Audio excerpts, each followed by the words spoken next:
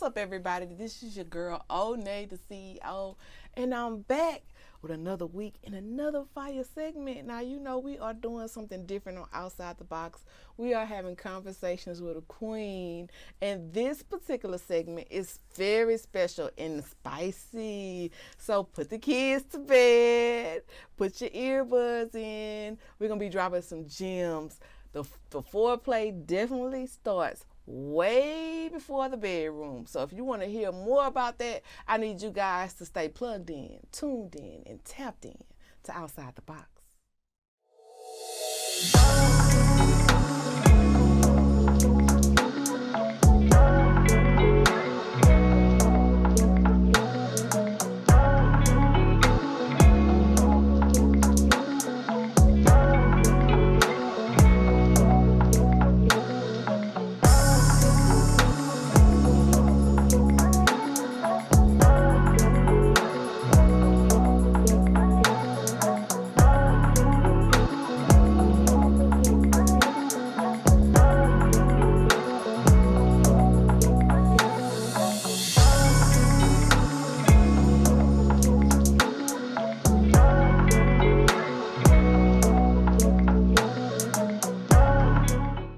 Now, this beautiful, beautiful soul that I just cannot wait to introduce.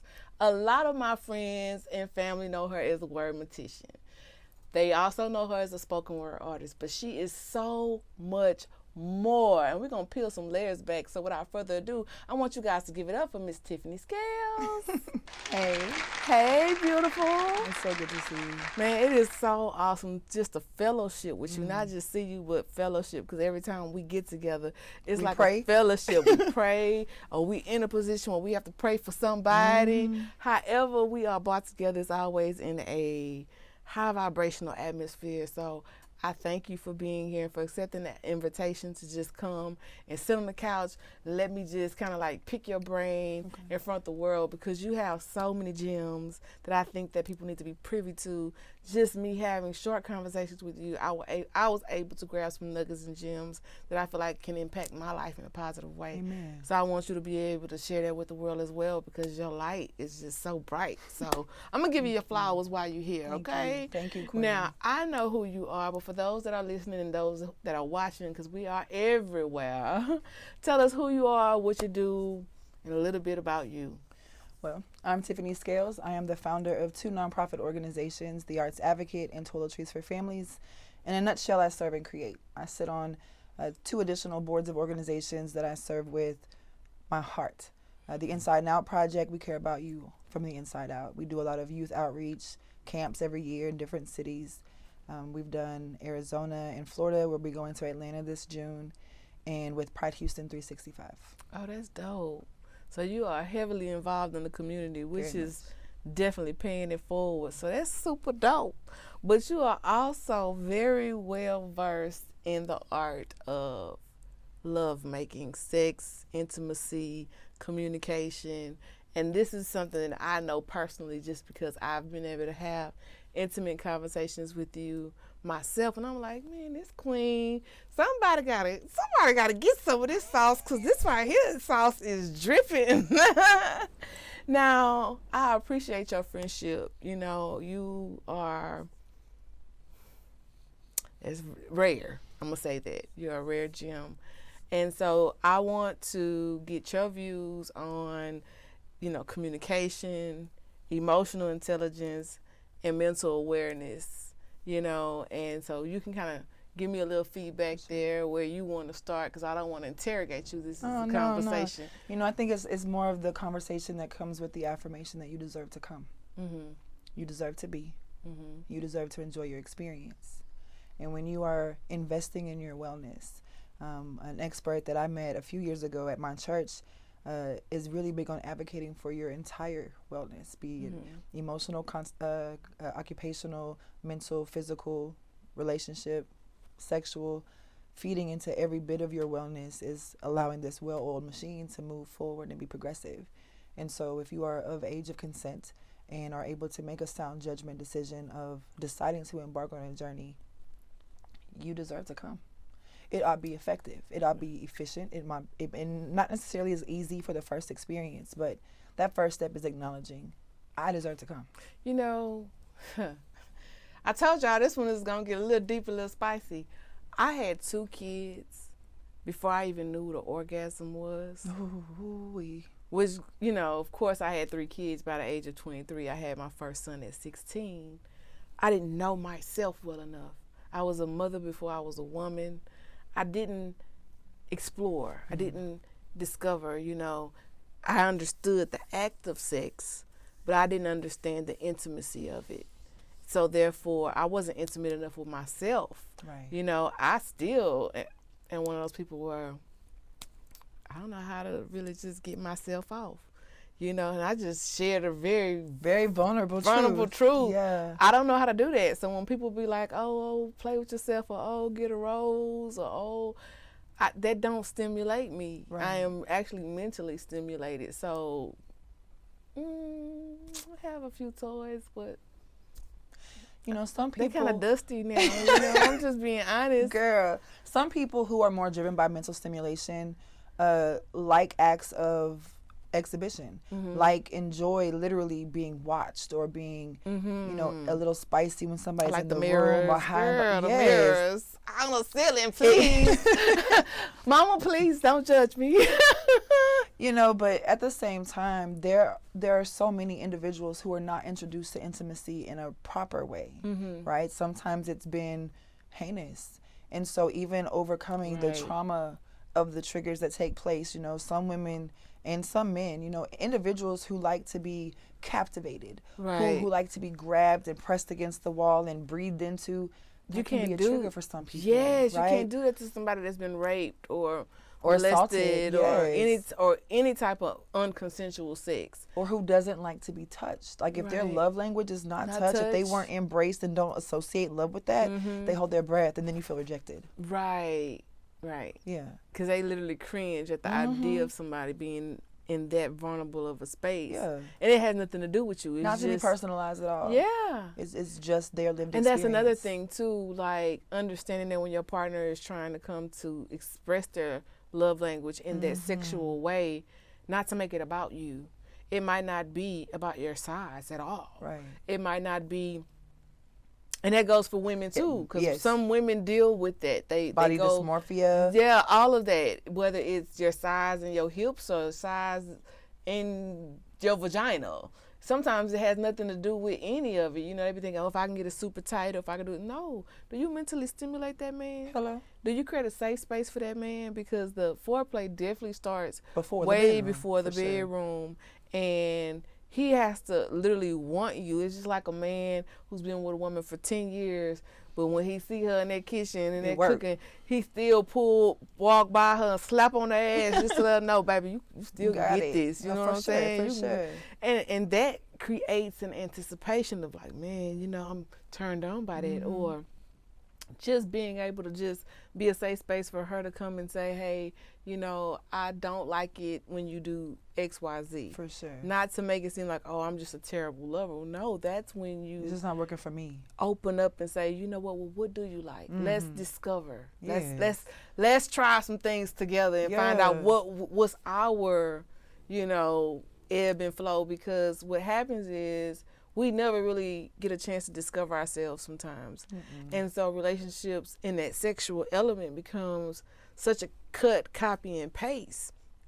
You know, you might meet a female who go all in. She licking balls. She licking culo. She got all head in. I'm telling you, it's uncensored, y'all. 10 kids are in the room. But she doing all of that. She not even a girlfriend.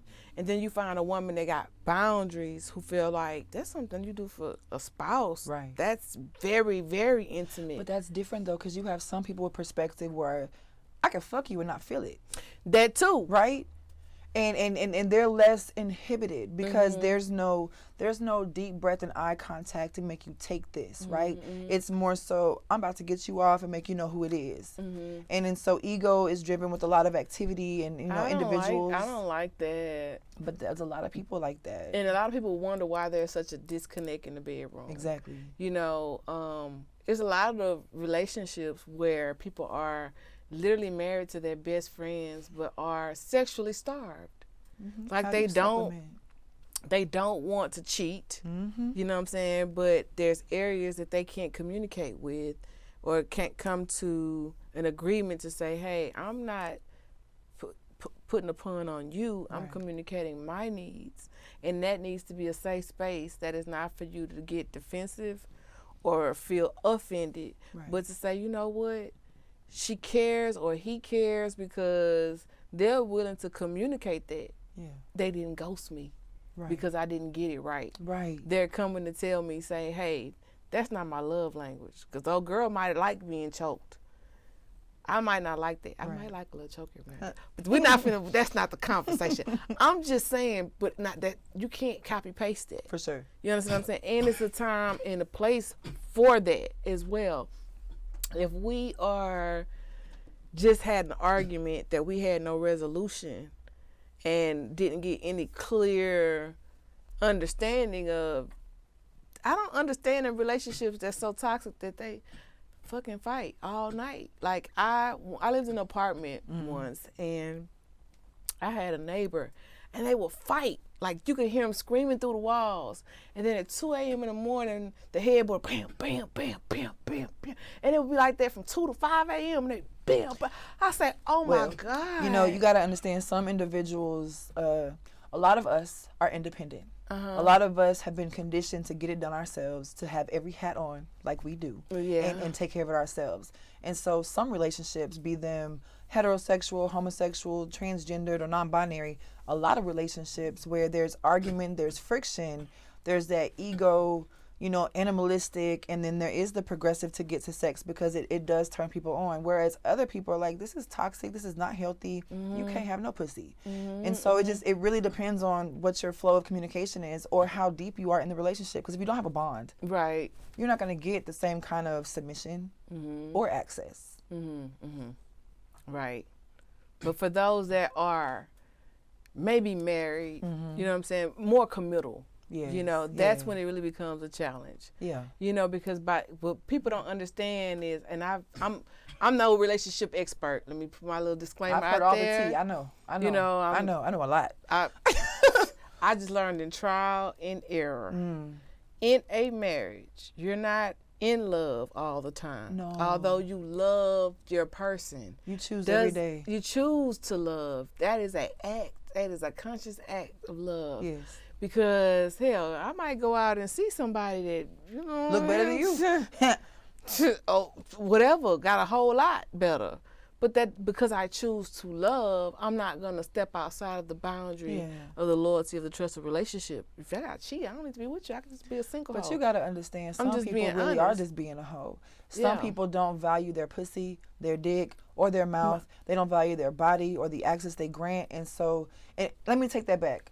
Some people don't value it. Some people know its value and they give you access to it because they think or feel that they're not going to be taken from, right? Where you have some people that it's an emotional drain. You got some types of empaths where being in your presence too long is going to make you feel tired, let alone, you know, the kind of vibration that you're giving off if you're negative or you're, you know, speaking so badly about things, and then you want to partake in the sexual act where you're exchanging that energy. That is people don't always like consider what you're investing in. Nobody talks about that at all. Those are conversations that people feel like, I don't know. I don't want to make anybody uncomfortable, you know, but that's something like if there's a disconnect. Say, for instance, your partner likes to kiss. That's not your thing.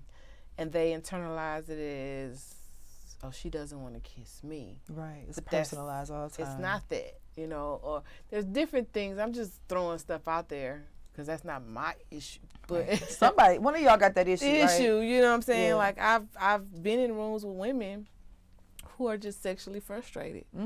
You know, because he moved too quick, or she's too thrustful and not enough sensuality, like, and they don't feel comfortable critiquing or giving feedback. Because especially if you don't create the safe space for them to feel comfortable, if you take it as a shot or instead of a vulnerable moment, which they need you to reassure them in that moment that it's safe to say those things. Exactly. Because you could be in a relationship with a whole freak a whole slut, nasty freak.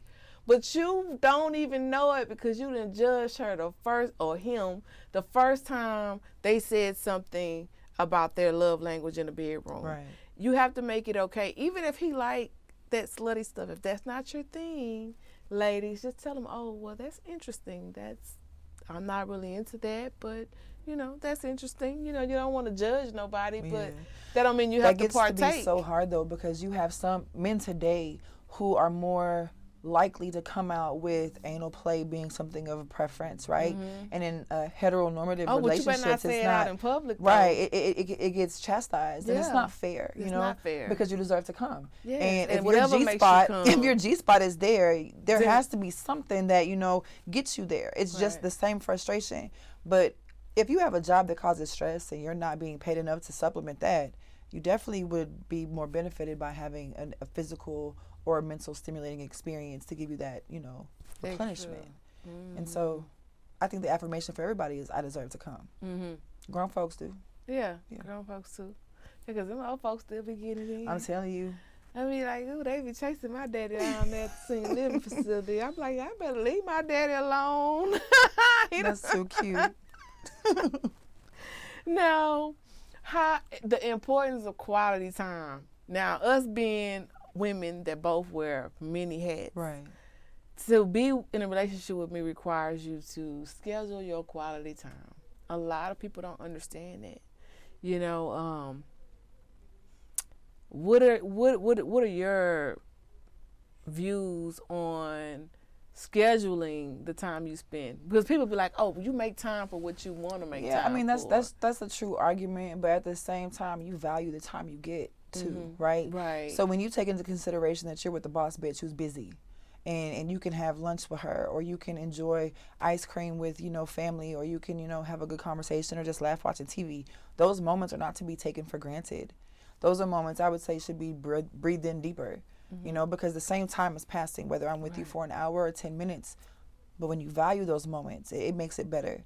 And then, of course, the concept of those cliche statements, like distance makes the heart grow fonder. So if you miss me, a little bit it do. Because sometimes, well, it depends. Like, that goes back to the connection. Yeah. Because some people will try to use distance as a way to get your attention. And in those instances, it might backfire because distance can also make the heart grow apart. Depends. If you're not bound, if you're not committed, if you're not with the or intent if you to already stay. tired of the push and pull. Yeah. That sometimes gets old, especially if you're dealing with someone that's like even keel. I'm an even keel type of person. I'm like I like the peace, and they know. I be like, hey, I'll share my peace with you, but you can't disturb it. Ooh. That's like a rule. You know what I'm saying? It's a t-shirt, y'all. It is, I'm telling you. And that goes for my kids, my parents, anybody I really, really love. Yeah. You know what I'm saying? Even, I love my kids. Shout out to Jalen. And he likes to come to me and communicate some things. And sometimes I be on sensory overload already. And I can communicate that to him. Mama's on sensory overload. I really want to hear what you're saying. Right. But because I don't have the capacity for it. So can I come back and talk to you after I've had a shower, or after I've gotten something to eat, or after whatever? And so that we have to be comfortable with our partners. There's no shame or guilt in that space, right? A lot of moms can learn that lesson. Yeah. Not putting yourself first is the problem, because then you're emptying yourself for your kids or your family. Well, you don't show up as the best version of yourself when you're empty anyway. Exactly. And then you don't remember important things because you haven't had an opportunity to recharge or to step back and get your bearings. And unfortunately, I learned it late, but fortunately, I still learned it. Hello. You know what I'm saying? So sometimes we think it's too late. It could be right on time, because now that my sons are adult young men, they can come talk to me about stuff. Now, I didn't know a lot about that young stuff. I had to kind of learn as I go. All I knew was to keep them in sports, teach them proper morale, wherever their dad was not filling in the gaps or couldn't because he had to work and provide as well, make sure they were in sports so they had healthy role models, et cetera, et cetera. But that's all I knew. I couldn't teach them how to be something I've never been. Right. You know what I'm saying? Now, if you want to come, I'll check you when you're wrong, because I definitely don't want to raise another woman's problem. Right. You understand what I'm saying? I don't want to be that mom. So I have to sometimes allow them to learn their lessons the hard way instead of setting myself on fire to keep them warm. But even that, like when you're dealing with relationships, women need to, like you say, deserve to come. I deserve to come. Say it. I deserve to come. And you breathe that in. You breathe that in. And it's not just sex, right? It's not just sex. It's in the room. It's the party. It's the conversation. It's the sofa. It's the stage. Yes. But it's definitely sex. It's not definitely just all of running that. into it. It's not just running into it. Now, boundaries and consent. Speaking of sex, because sometimes, like, you know, it's so cliche. Like they be like, I'm gonna wake up to this dick, and a woman will be asleep. Excuse me, I don't want to be super ghetto. But a woman could be asleep, and then their male partner would just roll over and be like, oh, she finna take this, and wake her up to it. Now, some women be like, ooh, girl, you know, he woke me up to that stroke of dope. But then there's other women like myself that find that traumatizing because I've been through trauma where I've been woken up from my sleep in a not so pleasant safe way. You understand what I'm saying? Very unconsensual.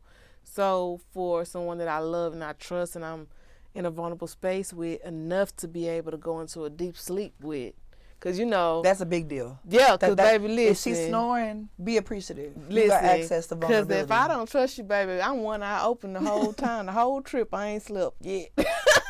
Because I don't trust you. You capable to slip me a Mickey, you know what I'm saying?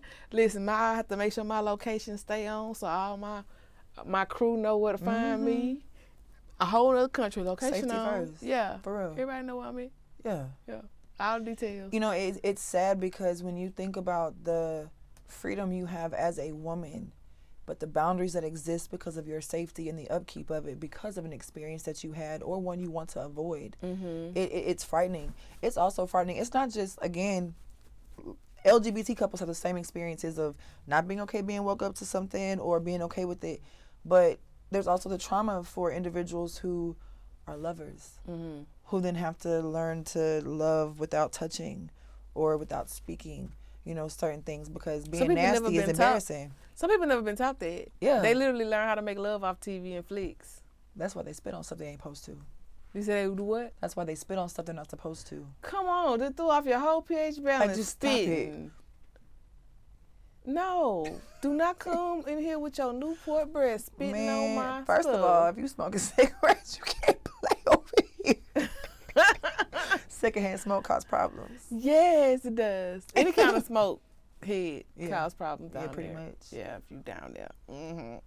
Dental hygiene is very important. You know, a lot of individuals don't talk about that. Consent and boundaries are more so. I might not feel like kissing if you're not really, you know, up to par with certain elements of practice. But in regards to like setting those boundaries, those are conversations I feel are necessary at the beginning. And then every partner is not the same. Exactly. You know what I'm saying? Like, because you might be attracted and be like, I'm open to this time, wherever I've never been in it before. You know. Yeah. Because that partner created a safe space for you to kind of discover and explore. But if they have a wall up already from the get-go, as soon as you try to communicate your love language and they personalize it, now you're basically at a standstill in your relationship as far as that goes. For sure. And you can move on, get married, have kids, all that, but you're going to have a void, which is essentially going to give your partner a void because it won't be filled. Yeah.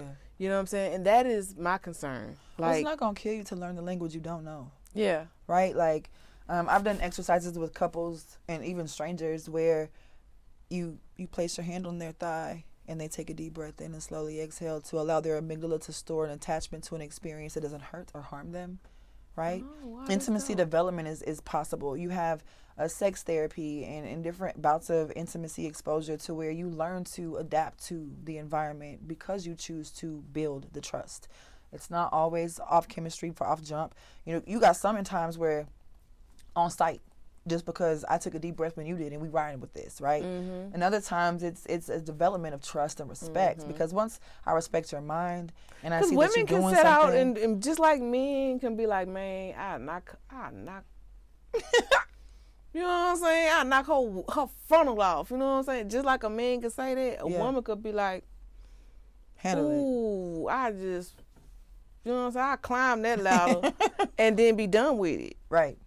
And it's weird because people get judged for having sexual freedom like that. Right. You know, but that really is a thing, which is another problem in the dating climate, because all of those type of people for sure. are mixed in with the committal type of people. Mm-hmm. And so when you're going on a date and you're trying to collect the data to find out if you want to go on a second date or if this person is even date worthy, because you know you're gonna be seen outside with them. Somebody gonna see you. You know what I'm saying? Because I have back when I was dating. Listen, I have went on a date and sat across the table from a young man, and knew when I sat down I was never gonna sit across from him again when I got up. What was it?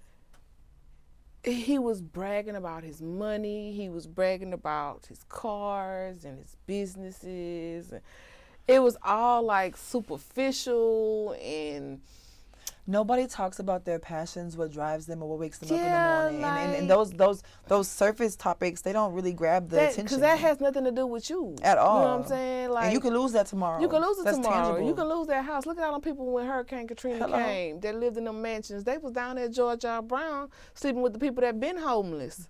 You understand what I'm saying? They were no different. It didn't matter what their background was. They was looking for a shelter voucher just like everybody else. So those are all great things to have, but that is not a part of your character. That is not what makes you who you are, because if that's the case, then little money can change you. I just feel like, dating should be changed anyways. Like everybody talks about how like the dating pool is full with pee. Yeah, it is. Right? Everybody peeing in the pool. Ain't nobody pulling back and wiping nothing off. And I ain't hear that one. But if you're gonna go on your first date, I'd recommend, the conversation not be superficial, right? Don't let it be a $400 dinner that you didn't get to engage in. It's okay to, volunteer with somebody, see how they serve. It's okay to ride together after you feel safe to do so you can hear how they act in traffic. Because sometimes the octave reaches a level of discomfort and you can't deter from it, because it's going to happen. There's frustration, there's pain, there's grief, all kinds of things that we experience, whether now or in the course of the relationship, if we so choose to embark on it. But I just don't too much see how you're embarking on exposing them to so much of you if you're not going to go through the process of getting to know them. Right. You know what I mean? But what about those relationships where they're very inquisitive when it comes to you, but don't tell nothing? But they don't want that. If you ask them any private questions, they treat it like an interrogation. Like, why are you asking me all these questions? And why are you this? And what do you say about that? Because communication is also key. Like, if you want me to feel safe sharing my life, my secrets, for sure, why can't you feel safe in helping me understand yours? Judgment, I feel, is the reason. If somebody is honest and says, well, what happened in your last relationship, they might deter from that answer because maybe they fought for it. Maybe they showed their ass. Maybe I've done things I wouldn't want nobody to know. So depending on where you are in your growth and your healing from certain experiences, it could be fear, right? But that's going to literally put you on a shelf of not being ready for this conversation or this experience. Right. And that's how you don't get the second date. Right. Right. And some people can date for a very long time and not partake. And you know what I'm saying? But let me tell you what they be talking about. Or partake and just never connect. It's just an act. There's a lot of people under the impression that dating is an investment and that there's a return on the investment. You got some individuals who feel like after a few meals and a few cocktails need to be told. And then you have experiences where people are like, well, I need to get fed, so it don't matter if I like them or not. I'm just going to get this food and go on about my business. And it's my body, my choice, right? But then it's like the picture and the telling of the experience gets told as though, oh, I'm not finna go broke trying to feed her and she not feeding me mentally. I went through that. I had two very traumatizing experiences. Now, I am naturally kind of like a tomboy, right? So my oldest brother, rest in peace, he would be like to me, he would say, you ghetto. He used to call me ghetto all the time because I was a tomboy. I grew up with my brothers. I didn't grow up with my sisters, and I wanted to be just like them. And we grew up in Missouri City, Ridge, Mount 4, you know what I'm saying? So I'm just Southern and ghetto, you know. Right. Growing up with boys, I played basketball. I tried to run out there and try to play with the football. So I got hit in the chest. My mom was like, "You can't play with the boys no more," because I had, I was growing. So I was forced not to play with the boys. But long story short, it was someone that I liked, and he was like, you're beautiful, but you like sandpaper. I didn't know how to take that because I was like, to me, you too rough, basically. And I didn't know if that was like a effort to shrink me or to get in my head or, you know what I'm saying? Not to be personalized, just he didn't know how to handle something that wasn't too fragile or docile. I guess. But actually the thing about it is my grandmother, rest in peace, her nickname for me was Eggshell because I'm actually super sensitive. Yeah. You know what I'm saying? Like my feelings, I'm very emotional, I'm easily moved. And so she would be like, "Oh, that's Eggshell. She gonna cry." So when people think that, I'm just this big CEO boss, which I am. Hello. But at the same time, I'm human. I have feelings. You know what I'm saying? My feelings matter as well, not just because you see me out and about working. Yeah. Like I have moments today. Was a tough moment that I had to push through and still show up for myself to be here because, girl, I was not going to miss the opportunity to sit and talk to you.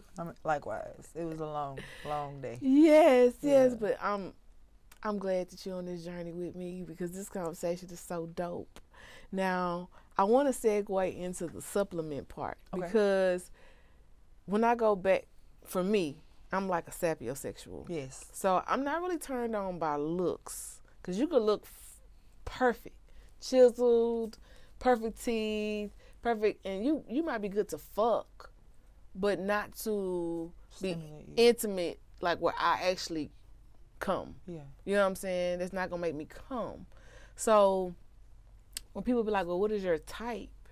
I don't necessarily have a body type or a certain look or a certain ethnicity. Like I can't say, he has to be this ethnicity, he got to be this tall and this cut up or this thick or whatever, because dad bods be into, you know what I'm saying? So I don't really, that's not how you connect with me. But if you can make my mind think, or you can teach me something, or introduce me to something new, or make me want to do something new, or we can engage in something and grow something together. Because I might not be into what you into, right? And you might not be into what I'm into. But if we can come together and create something that we both into, that's like birthing a child to me. Sure. That's like giving birth to something. That's manifesting together. So my thing. Even with my girlfriends and intimacy, it's like if we gonna chill together, we gonna build together. Because I'm not gonna sit around here and just be at the hookah lounge. You know what I'm saying? Spending money, wasting time. No, now, I don't call it wasting time when I'm getting a passport stamp. So me and my girls, we'll be like, meet me here, or if it's local, meet me in Miami. I got a girlfriend in comedy this week. Come to Miami. I'm in Miami. I'm going to be there all week. I'm like, man, I got to work, friend. I got to work. I'll catch you next time. No. So, we travel. That's how we get out. And we see things or go places we haven't been. Do some try new restaurants and stuff like that. That's how I recharge. And sometimes, I ain't going to lie, I love my bubble at home. I'm really a hermit. You know what I'm saying? So, for me to be a hermit and not get out, like the person I'm with, there has to be like that mental stimulation. And when you're mentally stimulated, you be like rabbits. All day. So the supplementing comes into the place where, say, for instance, you are exclusively dating, or you're married, or you're only focused on one person, right? And they're just not fulfilling every facet of what you crave. You might really enjoy going to museums or live music venues, and they're just like, gives me headaches, I don't like people or the smell of stuff, right? And so the supplement in that space is going with your girlfriend or going by yourself and having your own night to yourself, right? Then you got other types of supplements. They have such things as sex surrogates. Sex surrogate. They have. Teach me. So a sex surrogate is someone who literally does what you don't feel like. So you have some women have fibroids, and sex becomes pretty painful because of the swelling. I have fibroids. If the overproduction of cortisol causes swelling in the stomach, it can cause your fibroids to swell as well, or even make it painful during sex. Yes, very much so. But you might have enjoyment in allowing someone to come with your partner, because you know they can get it right? Yeah. So that's just the opening of your mind. Because there's some people that like exhibitionism. They like to see their partner get off, like literally stand in the room and watch their partner with someone else. Yeah. And they have no, it is not a betrayal. Look, it's not cheating if we all consent. You know what I'm saying? Yeah. That goes back to the consent. For sure. And the boundaries. Because people have different views on sex. You know, some people don't attach sex to commitment in relationships. Or possession. Or possessions. Yeah. Well, I feel like even relationships, I don't care if you're married, we should not feel like we possess, own, or covet anybody. Because people have the right to change their mind. They do. You know what I'm saying? And so when you start getting into that covetous type of, you know, spirit, those are the people that'll kill you or run you over because they don't want to see nobody else with you. So that's like a red flag. That happens. Domestic violence in the dating community happens, and it's sad because people think it's mine, right? And you don't know. And then I was about the other day, how do you find somebody that you can handle like that? And just know, because of shame, fear, or the consequences, they're not going to say anything. Like, that's a bold move. Well, usually those type of people are targeted. Yeah. And then that's usually like more goes into like the empath, narcissist type of dynamic where you find someone who loves love, who just wants to be loved, however, has not discovered how to love themselves. Right. They haven't healed enough. And so they meet you while they still haven't healed from their trauma. So now they're oversharing their traumas. You know what I'm saying? Not only that, because they're trying to mask their traumas, they're oversharing their wins. So now you also know this is a person that's unhealed, who doesn't love themselves, but have a lot of liquidable assets. I've been that girl. You know what I'm saying? I'm like, how do you know, it's literally like I was in a relationship where it was a whirlwind. And literally everything that I had going into that relationship, when I left this man, the only thing I had was an old car that I had before I met him. But the house I was living in, I wasn't in anymore. Nothing I had, the furniture, nothing. And it was almost like that person told, you know, because I literally had an epiphany one day.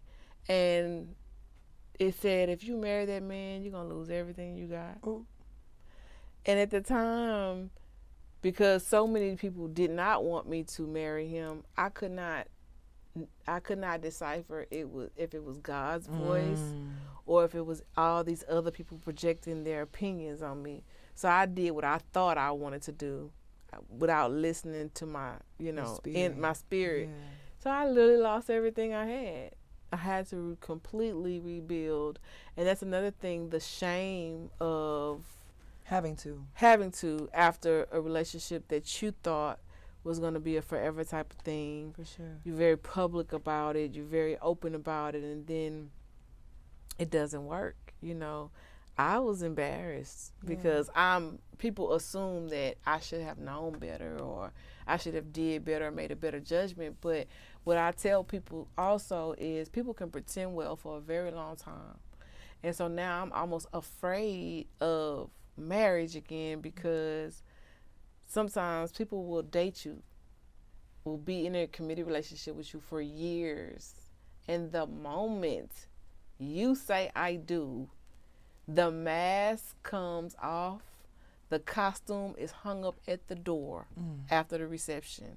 And after that, it's like, well, we should have talked about that yesterday. Well, I would recommend the premarital counseling in certain assessments. So I'm also a wedding officiant and couples counselor. And I know that a lot of times having certain engagements and questions asked and answered does put you in a place of making a more solid decision. But if it's just emotion driven, then you don't necessarily calculate the need for stability or security or sustenance, or how do you bounce back from financial hardship? You know, because having money in the bank means nothing if you don't know what to do when you need it. Right. And so a lot of times individuals who are more sapiosexual driven, you're going to appreciate somebody who can calculate and measure and adjust and adapt more than you would somebody who just has.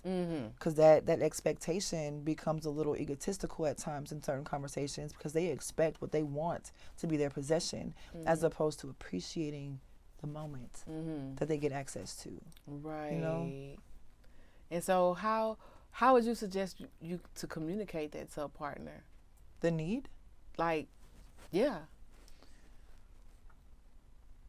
Hard conversations are uncomfortable, right? But growth, all growth is. All growth is. But just as you said earlier tonight, the scheduling of certain things needs to take place. You know, same way with the busy, you know, boss, you have to schedule intimacy, schedule relationship building, having conversations about circumstances. I'm really not a fan of hypotheticals unless they're in the event of to develop a contingency plan. Right. If shit hits the fan and you can't do something, I'm coming through. I don't even want to. I don't like having conversations like that. Like, what would you do if I did such and such and such? Don't hypothetical me. No. And I'm not even because the brain can't disassociate the reality or the emotional attachment. Because now you conjure an idea like you're trying to do something behind my back and you got me fucked up. Yeah. But when you're talking about the circumstance of, have you ever experienced financial distress? Have you ever experienced not being able to pay your light bill? Not saying that having a struggle experience, those things matter. It builds character. It does. Not to say that you have to have struggled or watched your mother work 3 jobs to know what struggle is. But if you don't appreciate these cents, then you're going to let them be spent too easily, as opposed to investing and making decisions for tomorrow. You know, if we're coming in the game and we're not of, you know, child making age, if we're, you know, in that space, regardless of the dynamic of a relationship, maybe we'll be more frivolous with our acts. But if you want to build with me and you want to have a family, I'm gonna need you to make better decisions. And if I see you spending money like you ain't got no sense and there's no bottom to the pit, I'm gonna be more apprehensive. I'm gonna have my nest egg. I'm gonna make sure that I'm putting pots in, you know. And that takes a lot of connectivity away, because it allows for you to have these pockets of discredit, right? Because you don't trust. Right. And I feel like, you know, even though the conversation is difficult, it's important. It's damn near, it is just imperative that you talk about the hard parts, you know. Dating somebody who has experienced trauma, experienced a war, experienced working as a person of service, because nonprofit work, police work, firemen, these individuals have seen some ugly shit, right? And so it's not always have you experienced poverty, but have you experienced like a life lost? Have you experienced grief with no attachment? Like, those things give you insight, and it changes the dynamics of how you invest in relationships and how you show up to the table. Right. And if they have children, their relationships with their children matter. Their relationships with their parents matter. The mother wound. If you're dating a woman or a man, you really need to understand if there's a mother wound there that has not been healed, because they will literally project that on you in a relationship, and that can really mess up the ebb and flow of the sexual relationship as well. I'm telling you though, if you apply the 4 agreements to your relationships, personal, platonic, and professional, you have a more fruitful experience. There are just these bouts where integrity is required, and if you can't be honest with yourself or me, I'm not doing business with you, I'm not laying down with you, and I'm certainly not going to go nowhere with you. Right. But in the space of not personalizing things, not assuming stuff, because again, I might love you with touching words, and you might feel like everybody lie. And everybody's hands are heavy because they always want something, you know? So you won't receive it. But the breathing matters. Because the same way when we're at, you know, Poetry Lounge and they say, you know, get up, everybody get up, go hug somebody. Everybody's not into stuff like that. Yeah, don't touch me sometimes. But I'm a hugger. But, but when you know how to hug, right? Yeah. So I tell my clients, I tell strangers, you know, the most effective way to engage is to inhale before you embrace and exhale over their shoulder. That way you're not ingesting their shit, and they're not having to worry about you taking in something that wasn't for you. Right. But the learning how to engage and adapt to individuals and their energies or the lack thereof, or not assuming that they're supposed to be filling you up, puts you in a place of isolation, in the space of how you account for the fulfillment of what you need, mentally, physically, and emotionally. And then sometimes there's a imbalance in a relationship where literally you want to be a plug in the socket, but you want to be able to reverse those roles as well, where I charge your battery, you charge mine. Yeah. But some relationship dynamics can leave the other person drained because they may be overdoing it in one area, and it might be an area where they feel unappreciated, but the whole time that's not even their partner's love language. Yeah. So that provision is a love language, right? Acts of service. Yes. But in regards to, but it can get dangerous. It does, because a person can make provision for you, but still not know how to connect with you, but feel entitled to be intimate with you because they paid for something, they're they covered making something. Provision for you. And now you begin to feel like a prostitute, because basically that's what you are. Or a wife. But no, in all honesty, I think that conversation, though it's not easy, it's been had. Yeah. You know, say for instance, life gets difficult and you decide to step up and support in some kind of facet, right? You can still have that conversation like, hey, this is me showing you love and support, not me saying you owe me shit. Right. That needs to be sometimes repeated, because in the act of exchanging, engaging, or having intimate space, feeling obligated changes the process of the experience altogether. It does. You know, that's where you see a lot of held breaths and rolled eyes as opposed to intense attitude instead of let me be in this moment completely with you and block out all things, which is so important. That goes back to carving out quality time. And when I say carve out quality time, it's cool to stay at home and Netflix and chill. But if you're at home and you have children or you have other people that lives in the home with you guys and you don't have that one-on-one time, I'm talking nobody, then go book a room, go take a trip, go spend the night. I don't care what you do. You need that one-on-one time to reconnect. Because listen, I have 3 sons, and, you know, although they're not all at home right now, but at some point they come in and out sometimes, and I can understand the importance of why I go alone. For sure. You know, so I think one thing though I say for the families that do have small ones at home or a revolving door for your older kids is that y'all incorporate what texts are for. Texts with your spouse, your partner, your lover are for sexting. Sending nasty ass memes. I can't wait to get you in the bedroom. Come meet me in the bathroom real quick. Long paragraphs. Not long paragraphs of anger. If I gotta scroll through your message, you should have deleted it a long time ago. And the way that you know you're doing like, too I'm much. not reading it. If you're holding your breath while you're texting them, don't send that. Oh. Don't send that. Okay. Right? When you're communicating from a held breath, you are communicating your own feelings, your own projections, your own insecurities. You're letting them know that you don't trust them, that you question and shit. You're not even present, because what you're not going to do is forget who I am, how I love you, and how I stay so consistent with being that person of a safe space, right? But when you get offended or you get distracted or you let this moment last longer than it even existed, you hold your breath, you go down rabbit holes, and you start talking about these feelings, and you keep, this is what happened last time, and if you're not going to heal from that, I can't go with you in that. Like, I cannot go with you in that, because it's just going to drag us down. Right. Somebody has to stay strong and bold, and it's tough because who's supposed to, you know, and okay, and then there's also the dynamic of the hormones and the emotions, because when work is too stressful, when you're not having sex, when you're not releasing, when you're not expressing yourself, and you're talking from a held breath or a shallow space, your tone of voice does sound aggressive, right? And a lot of people don't acknowledge and they don't understand that. So it's one thing to say, oh, you always mad, can you replace mad with passionate? It changes the reception. But if you breathe before you speak, like try it, take a deep breath in, slowly exhale. Because when you say something, it sounds so much more intentional of maintaining that flow of connection, as opposed to over talking louder than the thoughts that aren't being expressed because we're too ashamed or afraid to expose ourselves. Right?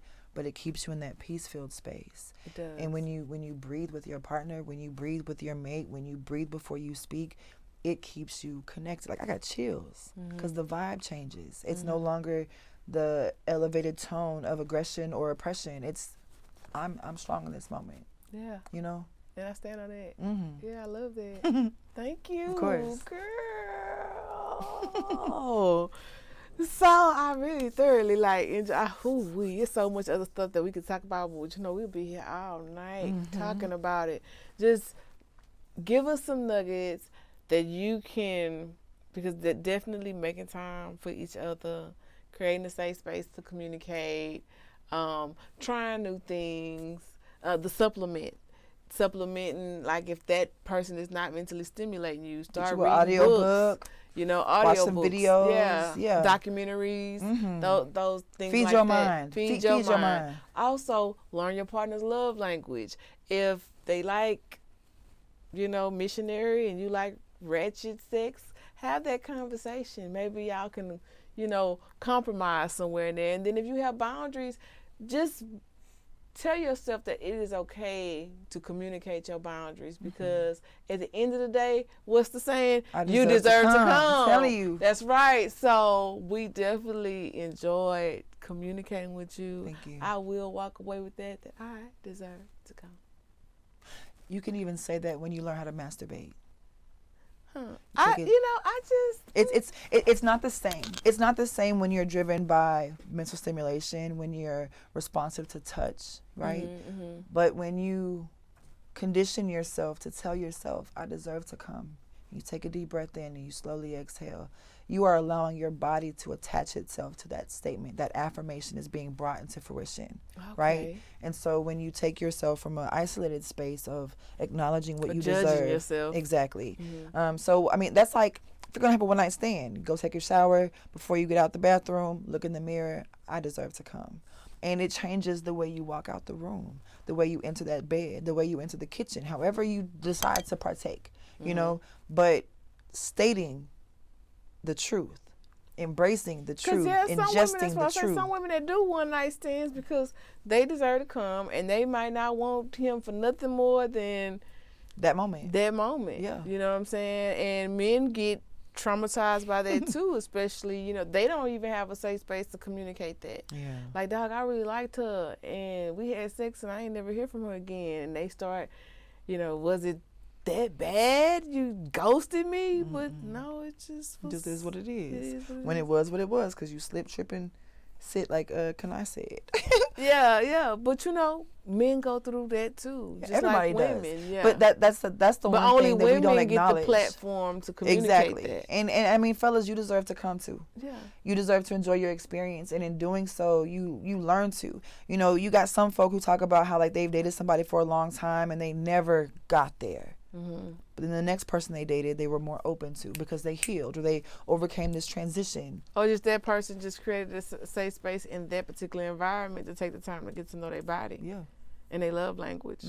You know, you can't, and that's like a real thing. Yeah, it is. You know, like they, especially if they just came out of a previous relationship or had a sexship where they wasn't really in a committed relationship, but they grown. They had their little their buddies, you know, on the side.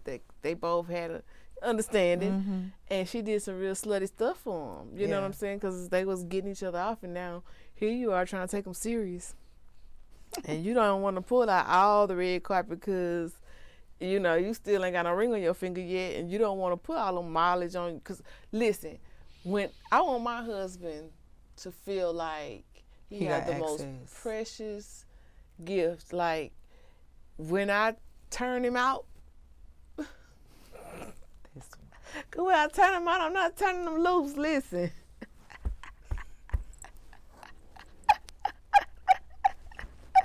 I don't want him having to play back in the back of his head, like, did my ex-boyfriends get all of this action? You know, because some men deal with that. Yeah. Some men actually have phobias about your exes. I don't understand that. Women do too. Yeah. Women do too. Especially the ones that go back and look at the pictures of your exes and do the worry about the wrong comparison. thing. Yeah, don't compare yourself to me, because, baby, it's incomparable. You here. You in this moment. You at this stage of life. And listen, I just want to say this because we are having conversations with a queen. There is no man breathing that can triangulate me with another woman that I do not know. So I always tell women, I will never, if a woman come to me as a woman about somebody I'm messing with, I will never greet her with hostility, animosity, like, bitch, who you calling, or why you talking that? No. Baby, you're not my enemy. You know what I'm saying? I actually have developed a few good girlfriends from situations just like that. Right. Because this person is somebody that God potentially sent to you to give you a warning sign about who you're actually dealing with. Right, before you go too deep. Before you go too deep. But you covered in this person so much to where now you mad at the messenger that God is sending you to warn you. Right. So I say again, no woman I could never be triangulated against another woman by a man. You know, and if a man comes to you and tries to triangulate you with another woman, there should be an antenna. For sure. You know what I'm saying? Like, you have some guys that have baby mamas, right? And so you're not understanding why this baby mama just do not like you. But this man that you're with, he come and telling you all this negative stuff that the baby mama don't like you and da-da-da-da. So now you really don't want to fool with her when she comes, so you be cordial, but you don't really speak. There's a rift there. He's keeping y'all apart for a reason. In case this don't work, I can go back to He her. playing both sides of the fence. So because I've been there, you know, I've been married twice, more than once. Ain't no shame. Listen, I don't Ain't know no them shame. men. I only know one of them. No, I'm just playing. I'm only claiming one. That's okay. One ex. That's the only one, and that's only because he was a good father, good father. You know, but other than that, I wasn't mature. I wasn't healed, or I mean, don't you think you just grew up? Because I feel like 40 done grew me up real fast. Listen, I'm still growing up. Yeah. I am still discovering new things about myself. I mean, I just started painting a few years ago after my brother passed. Thank you. Art therapy is healing, is it not? It was. I really started out of therapy, and then now I got painting sale with $2,200. So thank you, Lord. You know what I'm gifts saying? making room. Gifts making room for sure. You, always. You know what I'm saying? So between the poetry, the painting, the podcast, the studio, you know, God has been in the blessing business. I don't get it twisted. I have been attacked in different areas of my life, but I don't let it stop me, because I don't know, there's somebody out there, I just feel like I need to be able to see that life is lifing, but you can still make it through. And it's okay to cry. Okay. Cry through the moment, breathe, get through the feelings, feel all the feels. And then take a deep breath, like you say, do that breath work. Yeah, and slowly exhale. Put your clothes on, same way you do, one leg at a time, and do your best. Yesterday's best might not be as good as today's best, but it's still your best. Yeah, for sure. So tell us where we can find you to stay up, plugged in, tuned in, and tapped in with you. What's your Instagram? Wordmatician, WRDMTCN. Yeah, so you guys make sure you go and you hit that follow button so you can stay up to date with what she's doing with her nonprofit organizations, her performances. You do not want to miss her performances. So make sure you go and you follow her page. And I want to remind you guys that we are on the same time, the same place every week. We are on multiple platforms. Find a platform that works for you. We are on Stitcher, iHeartRadio, Spotify, iTunes, Third Coast TV. We are everywhere. But if you really like what you hear, or you like what you see, come on over and join the family with me over on the Outside the Box with Onney YouTube page. Make sure you hit that subscribe button. Click the bell notification so you can be notified when we drop a new segment. And if you want to come and sit on the couch with me and let me get all in your business and peel some layers back, we are currently casting. Make sure you send your EPK, your bio to otb.liveshow@gmail.com, and one of our casting directors or admins will reach back out to you. Now, if you're creative like myself and you want to be able to come and talk it out, come to Onney Studios at www.onneystudios.com. Bring that vision into fruition. You could become a podcast content creator today by getting with Onney, and let's get it together. I want to thank you again, Tiff, for just letting me get all in your business, for sharing your love, your light, and your gems with me. Of course. And all of our audience. I want to remind you guys, we on the same time, same place next week. I see you then. I'm your girl, Onney the CEO.